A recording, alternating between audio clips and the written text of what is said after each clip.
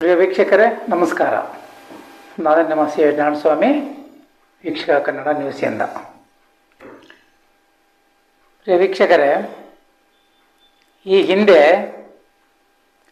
ಸ್ವಲ್ಪ ಭಿಕ್ಷೆ ಕಾಲ ಇತ್ತು.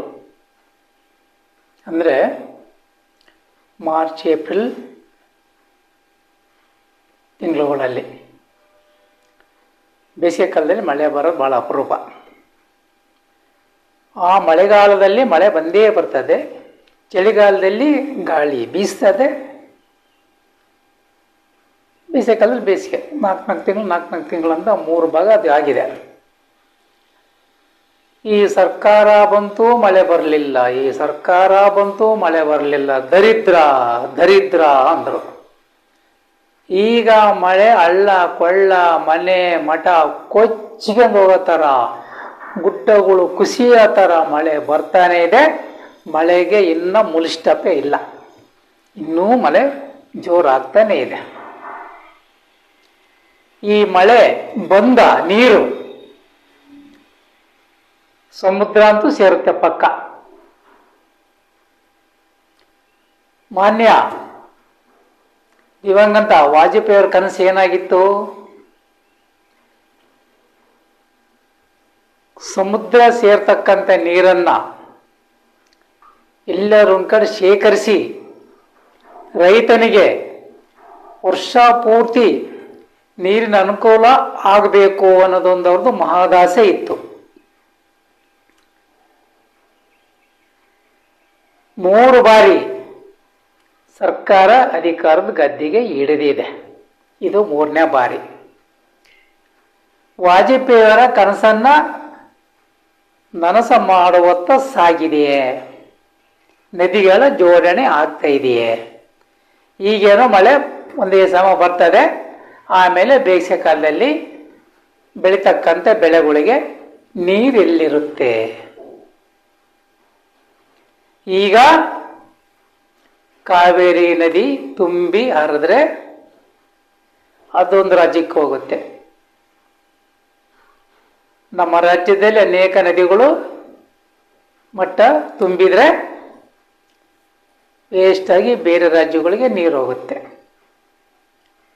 ಆ ನೀರನ್ನ ತಡೆಗಟ್ಟಂತ ಕೆಲಸ ಯಾಕೆ ಮಾಡಬಾರ್ದು? ಅಲ್ಲಲ್ಲಿ ದೊಡ್ಡ ದೊಡ್ಡ ಚೆಕ್ ಡ್ಯಾಮ್ಗಳನ್ನು ಕಟ್ಟಿದ್ರೆ ಆ ಭಾಗದ ರೈತರಿಗೆ ಎಷ್ಟು ಅನುಕೂಲ ಆಗುತ್ತೆ. ರೈತ ಬೆಳೆ ಬೆಳಿಬೇಕಾಗಿದ್ರೆ ಬೇಕಾಗಿರೋದೇ ಮುಖ್ಯವಾಗಿ ನೀರು. ಒಂದು ವೇಳೆ ಈ ಕಾಲುವೆ ನೀರು ಅಂತ ಅರ್ಧದ್ದೇ ಆದರೆ ರೈತ ಕರೆಂಟನ್ನು ಕೂಡ ಲೆಕ್ಕಕ್ಕೆ ಇಟ್ಕೊಳ್ಳೋದಿಲ್ಲ. ಈ ಹಿಂದೆ ಎಲ್ಲ ಕಪಿಲೆಗಳಲ್ಲಿ ಬೆಳೀತಾ ಇದ್ರು, ಕಪಿಲೆ ನೀರನ್ನು ಹಾಯಿಸ್ಬಿಟ್ಟು ಬೆಳೆಗಳು ಬೆಳೀತಾ ಇದ್ರು. ಸಮೃದ್ಧ ನೀರಿದ್ರೆ ರೈತ ಬೇಕಾದಂಥ ಬೆಳೆಯನ್ನು ತಂದು ಮಾರ್ಕೆಟ್ಗೆ ಹಾಕ್ತಾನೆ. ಬೆಲೆ ರೇಟ್ ಹೆಚ್ಚಾಗಕ್ಕೆ ಅವಕಾಶ ಎಲ್ಲಿರುತ್ತೆ? ಈ ಬೆದ್ಲು ಭೂಮಿನೇ ನಂಬ್ಕೊಂಡಿದ್ದಾನೆ, ಮಳೆನೇ ನಂಬ್ಕೊಂಡಿದ್ದಾನಲ್ಲ, ಆ ರೈತನಿಗೆ ಇದರಿಂದ ಎಷ್ಟು ತೊಂದರೆ ಆಗ್ತಿದೆ, ಎಷ್ಟು ಮಟ್ಟಿಗೆ ಸಾಲಗಾರ ಆಗ್ತಿದ್ದಾನೆ ಅಂತೇಳಿ. ಮಳೆ ಏನಾದರೂ ಕೈ ಕೊಡ್ತು ಅಂದರೆ ಆ ವರ್ಷದ ಬೆಳೆ ರೈತನ ಕೈಗೆ ಸಿಕ್ಕೋದು ಕನಸಿನ ಮಾತು. ಅದರಿಂದ ಈ ಮಳೆ ಬಂದಾಗ ಹರಿದು ಎಲ್ಲೋ ಬೇರೆ ರಾಜ್ಯಕ್ಕೆ ಹೋಗೋ ನೀರನ್ನ ಯಾಕೆ ಶೇಖರಣೆ ಮಾಡಂತ ಕೆಲಸ ಮಾಡಬಾರ್ದು? ರಾಜ್ಯ ಸರ್ಕಾರನೇ ಆಗಿರ್ಬೋದು, ಕೇಂದ್ರ ಸರ್ಕಾರನೇ ಆಗಿರ್ಬೋದು. ವಾಜಪೇಯಿ ಅವರು ಈ ದೇಶದ ಸಾಲಕ್ಕೆ ಒಂದು ಮುಕ್ತಿ ಆಡಬೇಕು ಅಂತೇಳಿ ಅವರು ಒಂದು ಯೋಜನೆಯನ್ನು ರೂಪಿಸಿದ್ರು. ಅದು ಏನಪ್ಪ ಅಂದ್ರೆ ಪ್ರತಿಯೊಬ್ಬರಿಗೂ ಗೊತ್ತಿರದ ವಿಷಯ ಇದು. ಹೊರದೇಶದ ಬ್ಯಾಂಕಿನಲ್ಲಿ ಇಟ್ಟಿರತಕ್ಕಂಥ ಹಣ ಮತ್ತೆ ಅಧಿಕಾರಿಗಳ ರಾಜಕಾರಣಿಗಳ ಆಸ್ತಿಯನ್ನ ತನಿಖೆ ಮಾಡಿಸೋದು. ಅವರು ರಾಜಕೀಯಕ್ಕೆ ಬರಬೇಕಾದ್ರೆ ಅವರ ಆಸ್ತಿಯನ್ನ ಎಷ್ಟು ಲೆಕ್ಕ ಕೊಟ್ಟಿದ್ರು. ಅವರು ರಾಜಕಾರಣದಲ್ಲಿ ಬಂದು ಶಾಸಕರು ಅಥವಾ ಮಂತ್ರಿಗಳು ಆದ ಮೇಲೆ ಆ ಲೆಕ್ಕ ಕೊಡ್ತಕ್ಕಂಥ ಆಸ್ತಿ ದ್ವಿಗುಣ ಹೇಗೆ ಆಯಿತು, ಇದ್ರ ಬಗ್ಗೆ ಅವರು ಒಂದು ಹೇಳಿಕೆಯನ್ನು ಕೊಟ್ಟಿದ್ರು. ಭಾರತ ದೇಶ ಸಾಲದಿಂದ ಮುಕ್ತ ಆಗಬೇಕಾದ್ರೆ ಇದೊಂದೇ ಮಾರ್ಗ.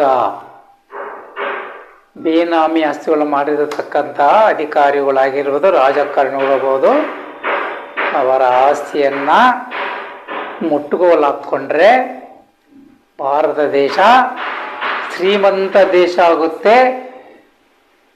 ಏನಿವತ್ತು ಸಾಲದೊರೆ ಹೊತ್ಕೊಂಡಿದೆ ಆ ಸಾಲನು ತೀರುತ್ತೆ ಅಂತ ವಾಜಪೇಯಿಯವರ ಆ ವಾಸೆಯನ್ನ ಈಡೇರಿಸ್ತಕ್ಕಂಥ ಕೆಲಸ ಆಗ್ತಾ ಇದೆಯಾ? ಜಪ್ಪಯ್ಯ ಅಂದ್ರೂ ಆಗ್ತಾ ಇಲ್ಲ. ಯಾಕೆ? ಪ್ರತಿಯೊಬ್ಬ ಪಕ್ಷದಲ್ಲಿರತಕ್ಕಂಥವರು ಎಲ್ಲರೂ ಕೂಡ ಬೆವರು ಸುರಿಸಿ ಆಸ್ತಿ ಮಾಡಿರತಕ್ಕಂಥವ್ರು ಬಹಳ ಕಡಿಮೆ. ಅವರಿಗೆ ಆಸ್ತಿ ದ್ವಿಗುಣ ಹೆಂಗಾಯ್ತು ಅನ್ನೋದು ತನಿಖೆ ಆದರೆ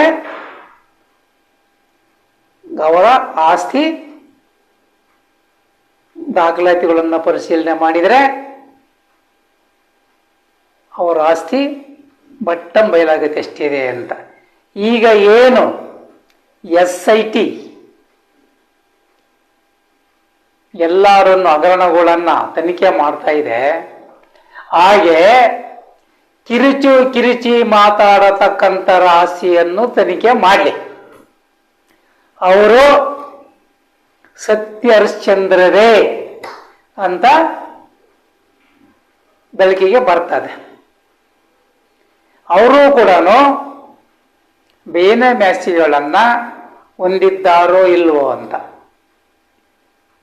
ಒಂದು ಕಿರುವಳಗಾತ್ರ ಸಿಕ್ಕರೆ ಒಂದು ಮಲದುದ್ದ ಅದನ್ನೇ ಹೋರಾಟ ಮಾಡ್ತಕ್ಕಂಥವ್ರು ನಿಮ್ಮ ಆಸ್ತಿಗಳನ್ನು ಸರ್ಕಾರಕ್ಕೆ ಲೆಕ್ಕ ಕೊಡಿ. ಈ ಹಿಂದೆ ಸಹ ಮುಖ್ಯಮಂತ್ರಿಯೊಬ್ರು ಜೈಲು ವಾಸ ಮಾಡಿದ್ದು ಸಹ ಕರ್ನಾಟಕದಲ್ಲಿ ಇತಿಹಾಸ ಆಗೋಗಿದೆ. ಅದು ಹಗರಣ ಅಲ್ವೋ?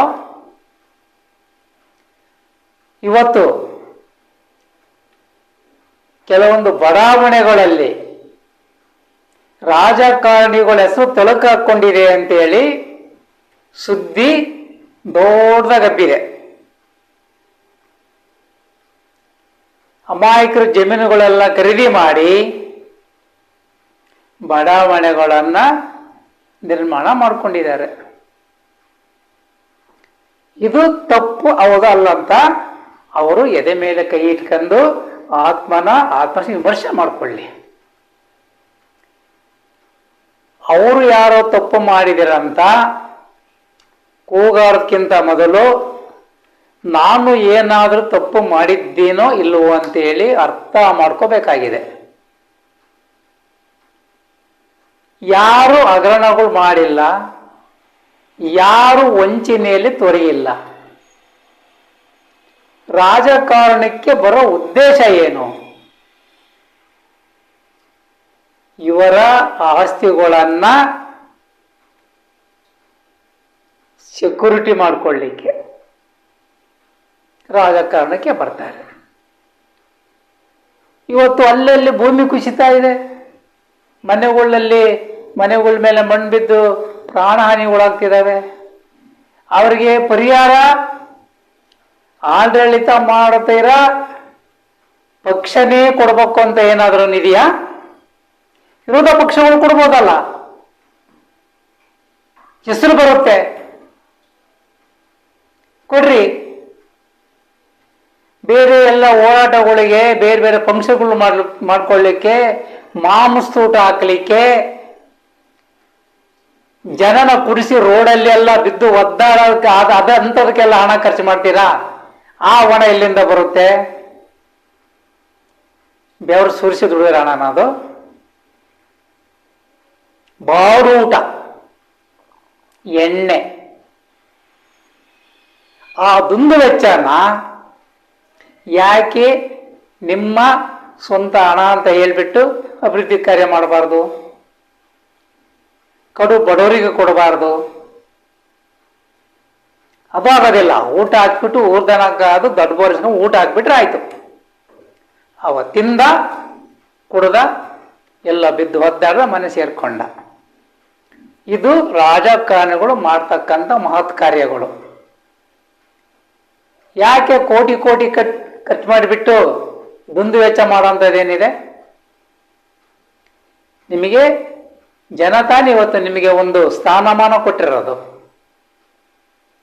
ಆ ಸ್ಥಾನಮಾನ ಕೊಟ್ಟವ್ರಿಗೆ ನಿಮ್ಮಿಂದ ಏನು ಬಳುವಳಿ ಇದೆ? ದಿನ ಬೆಳಗ್ಗೆ ಆದರೆ ಅವ್ರು ರಾಜೀನಾಮೆ ಕೊಡ್ಲಿ, ಇವ್ರು ರಾಜೀನಾಮೆ ಕೊಡ್ಲಿ ಅಂತೇಳಿ ರಾಜೀನಾಮೆ ಕೊಡುವಂತ ಒಂದು ಪ್ರಸಂಗ ಬಂದಾಗ ಯಾರು ತಪ್ಪು ಮಾಡಿದ ರಾಜಕಾರಣಿ, ಸಚಿವ ಆಗಿರ್ಬೋದು, ಮುಖ್ಯಮಂತ್ರಿಗಳಾಗಿರ್ಬೋದು, ಮತ್ತೊಬ್ಬರಾಗಿರ್ಬೋದು, ಅಧಿಕಾರಿಗಳಾಗಿರ್ಬೋದು, ರಾಜೀನಾಮೆ ಕೊಡ್ತಾರೆ. ದಿನ ಬೆಳಗ್ಗೆ ಆದರೆ ಇದನ್ನೇ ಒಂದು ದೊಡ್ಡ ಸುದ್ದಿ ಮಾಡಿಕೊಂಡು ಕೂತ್ಕೊಂತಿರಲ್ಲ. ನಿಮಗೆ ಈ ರಾಜ್ಯದ ಜನದ ಕಳೆ ಬಗ್ಗೆ ಏನಾದ್ರು ಕಿಂಚಿತ್ತಾದ್ರೂ ಕೂಡ ಗಮನ ಹರಿಸ್ಬೇಕಂತ ಏನಾರು ಇದೆಯಾ? ಏನಾಗ್ತಾ ಇದೆ, ಎಲ್ಲೆಲ್ಲಿ ಏನೇನು ಆಗ್ತಿದೆ ಅನಾಹುತಗಳು ಅಂತೇಳಿ ಆಡಳಿತ ಪಕ್ಷನೇ ಹೊಣೆಗಾರ, ಆಡಳಿತ ಪಕ್ಷನೇ ಒಳಗಾರ. ಯಾಕೆ ನಿಮಗೆ ಈ ಹೊಣೆಗಾರಿಕೆ ಅಲ್ವಾ? ವಿರೋಧ ಪಕ್ಷದವರಿಗೆ, ವಿರೋಧ ಪಕ್ಷದವ್ರಿಗೂ ಸಮಸ್ಯೆಗಳನ್ನ ಬಗೆಹರಿಸ್ತಕ್ಕಂಥ ಜವಾಬ್ದಾರಿ ಇದೆ. ಆಡಳಿತ ಪಕ್ಷದವ್ರಿಗೂ ಎಲ್ಲೆಲ್ಲಿ ಅನಾಹುತ ನಡೆದಿದ್ದೆ ಅದರ ಬಗ್ಗೆ ಗಮನ ಹರಿಸ್ತಕ್ಕಂಥ ಜವಾಬ್ದಾರಿ ಇದೆ. ಎರಡೂ ಪಕ್ಷಗಳಿಗೆ ಇದೆ. ಸುಮ್ಕೆ ಆಡಳಿತ ಪಕ್ಷದ ವಿರುದ್ಧವಾಗಿ ಕೂಗಾಡೋದ್ರಿಂದ ಏನು ಪ್ರಯೋಜನ ಇದೆ? ಸಮಸ್ಯೆಗಳು ಬಗೆಹರಿಯೋದಿಲ್ಲ. ಬೆಂಗಳೂರು ಒಂದೇ ತಗೊಳ್ರಿ, ನೀವೆಲ್ಲ ವಾಸ ಮಾಡೋದು ಬೆಂಗಳೂರಲ್ಲೇನೆ. ಐಷಾರಾಮಿಯ ವಸತಿ ಗೃಹಗಳು ಸರ್ಕಾರದಲ್ಲಿ ಸರ್ಕಾರ ಕೊಡಬೇಕಾದ್ರೆ ಆ ದುಡ್ಡು ಯಾರ್ದು? ಸಾರ್ವಜನಿಕರು ದುಡ್ಡೇನೇನೆ, ಆ ದುಡ್ಡಲ್ಲಿ ಕಟ್ಟಿರೋದೇನೇನೆ. ಏನಾದ್ರೆ ನೀವು ರಾಜಕಾರಣಿಗಳು ಸ್ವಂತಕ್ಕೆ ಕಟ್ಟಿಸ್ಕೊಂಡಿದ್ದೀರಾ ನಿಮಗೆ ಕೊಡ್ತಕ್ಕಂಥ ವಸತಿ ಗೃಹಗಳನ್ನ? ಇಲ್ಲವಲ್ಲ. ನೀವಲ್ಲೇ ದಿನ ಬೆಳಗ್ಗೆ ನೋಡಿದೀರಾ ಬೆಂಗಳೂರಲ್ಲಿ ಎಲ್ಲೆಲ್ಲಿ ರಸ್ತೆಗಳಿರ್ಬೋದು, ಮನೆಗಳು ಎಲ್ಲೆಲ್ಲಿ ಕುಸ್ತಿದ್ದಾವೆ, ಯಾವ ಪರಿಸ್ಥಿತಿ ಇದೆ ಅಂತೇಳಿ. ಅದರ ಜವಾಬ್ದಾರಿ ಆ ಗೋಜಿಗೆ ನೀವು ಹೋಗಂಗಿಲ್ಲ. ಬರೀ ಹೋರಾಟ. ಹೊಣೆಗಾರಿಕೆ ತಗೋಬೇಕು, ರಾಜೀನಾಮೆ ಕೊಡಬೇಕು, ಹೊಣೆಗಾರಿಕೆ ತಗೋಬೇಕು, ರಾಜೀನಾಮೆ ಕೊಡಬೇಕು ಅಂತೇಳಿ. ಒಬ್ಬ ಮುಖ್ಯಮಂತ್ರಿ ಆದವರು ಇಡೀ ಕರ್ನಾಟಕದ ಎಲ್ಲಾ ಸಮಸ್ಯೆಗಳನ್ನ ನೋಡಕ್ಕೆ ಸಾಧ್ಯ ಆಗುತ್ತಾ? ಇಲ್ಲ ಒಬ್ಬ ಮಂತ್ರಿ ಆದರೂ ನೋಡ್ಲಿಕ್ಕೆ ಸಾಧ್ಯ ಆಗುತ್ತಾ? ಅಲ್ಲಿ ಇರತಕ್ಕಂಥ ಅಧಿಕಾರಿಗಳು ಜವಾಬ್ದಾರಿ ತಗೊಂಡು ಅಲ್ಲಿಯ ಸಮಸ್ಯೆಯನ್ನ ಬಗೆಹರಿಸಬೇಕು. ಒಬ್ಬ ಜಿಲ್ಲಾಧಿಕಾರಿ ಅಂತ ಯಾಕೆ ನೇಮಕ ಮಾಡಿರ್ತೀರಾ? ಒಬ್ಬ ಕಾರ್ಯನಿರ್ವಹಣಾಧಿಕಾರಿ ಅಂತ ಯಾಕೆ ನೇಮಕ ಮಾಡಿರ್ತೀರಾ? ಒಬ್ಬ ಜಿಲ್ಲಾ ತಾಲೂಕ್ ಪಂಚಾಯತ್ ಅಧಿಕಾರಿ ಯಾಕೆ ನೇಮಕ ಮಾಡಿರ್ತೀರಾ? ನಗರಸಭೆ ಪೌರತ್ವ ಯಾಕೆ ನೇಮಕ ಮಾಡಿರ್ತೀರಾ? ಸಮಸ್ಯೆಗಳನ್ನ ಹುಡುಕಿ ಪರಿಹಾರ ಮಾಡಲಿಕ್ಕೆ. ಅವರು ಯಾವುದೇ ಕಾರಣಕ್ಕೂ ಎಲ್ಲೆಲ್ಲಿ ಸಮಸ್ಯೆಗಳಿದೆ ಅಲ್ಲಿ ತಲೆ ಹಾಕೋದಿಲ್ಲ. ಅವರು ಸಹ ತಣ್ಣನಿಗಿರಾಯ ರೂಮ್ನಲ್ಲಿ ಕೂತ್ಕೊಂಡು ಸಂಜೆ ಆಗ್ತದೆ ಗಡಿಯಾರ ನೋಡ್ಕೊಂಡು ಮನೆಗೆ ಹೋಗ್ತಕ್ಕಂಥ ಕರ್ತವ್ಯನ ಅವರು ಮಾಡ್ತಾ ಇದ್ದಾರೆ. ಸಮಸ್ಯೆಗಳು ಒಂದೊಂದು ತಾಲೂಕು ಮಟ್ಟ ಹಳ್ಳಿಗಳಲ್ಲಿ ಬೇಕಾದ ಸಮಸ್ಯೆಗಳಿದೆ. ಸುವರ್ಣ ಕರ್ನಾಟಕ ಆಯ್ತು, ಹಾಗಾಯ್ತು, ಹೀಗಾಯ್ತು ಅಂತಾರಲ್ಲ. ಬಯಲು ಶೌಚಾಲಯಕ್ಕೆ ಇವತ್ತು ಹಳ್ಳಿಗಾಡಿನ ಜನ ಹೋಗ್ತಾ ಇದ್ದಾರೆ.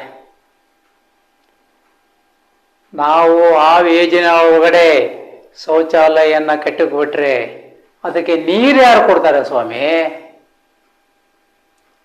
ಅವ್ರಿಗೆ ಕುಡಿಯೋಕ್ಕೆ ನೀರಿಲ್ಲ ಅಂದರೆ ಇನ್ನು ಅದಕ್ಕೆ ನೀರು ಹಾಕ್ಲಿಕ್ಕೆ ಎಲ್ಲಿ ನೀರು ಬರುತ್ತೆ?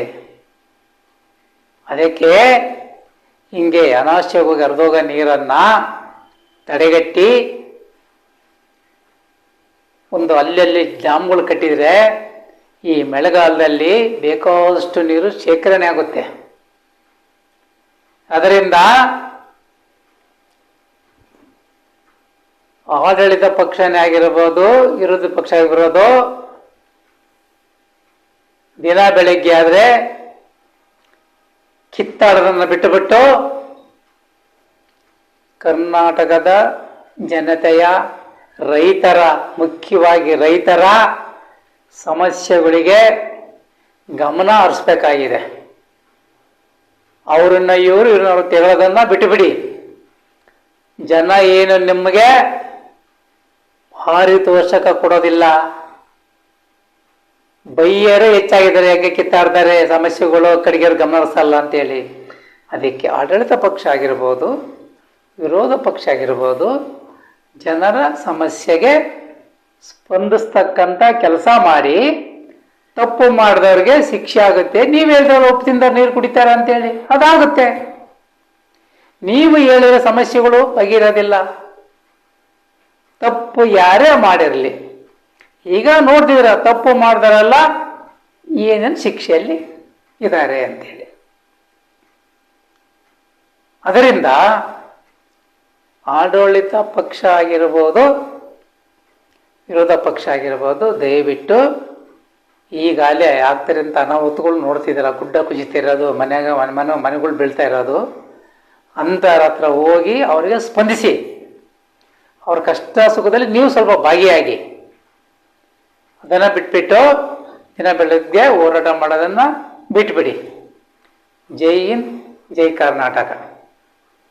ಪ್ರಿಯ ವೀಕ್ಷಕರೇ, ನಮ್ಮ ಚಾನೆಲ್ ನಿಮ್ಗೆ ಇಷ್ಟವಾದಲ್ಲಿ ಸಬ್ಸ್ಕ್ರೈಬ್ ಮಾಡಿ, ಶೇರ್ ಮಾಡಿ, ಇತರರಿಗೂ ಕಳಿಸಿ. ನಮಸ್ಕಾರ.